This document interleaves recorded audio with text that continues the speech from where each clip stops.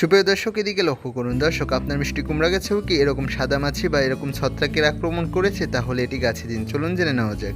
শুরুতে এক টুকরো ফিটকিরি কিছু পরিমাণ এভাবে গুঁড়ো করে নিতে হবে। গুঁড়ো করে এটিকে একটি পাত্রে রেখে এবার এই ফিটকিরিকে আরও 1 লিটার পরিমাণ পানিতে 1 চামচ পরিমাণ দিয়ে ভালোভাবে গুলিয়ে নিতে হবে। আর এটি মূলত গাছের গোড়া পচা রোগ দূর করে এবং গাছের ছত্রাকনাশক হিসেবেও কাজ করে। এবার এর মধ্যে আমাদের আরও 1 চামচ পরিমাণ ডিশ ওয়াশ দিয়ে দিতে হবে। এবার এটিকে ভালোভাবে গুলিয়ে নিতে হবে। গুলানো শেষে এবার এর মধ্যে আমাদের আরও 1 চামচ পরিমাণ ভিনেগার দিয়ে দিব। এতে করে দ্রবণটি কিছুদিন সংরক্ষণ করা যাবে।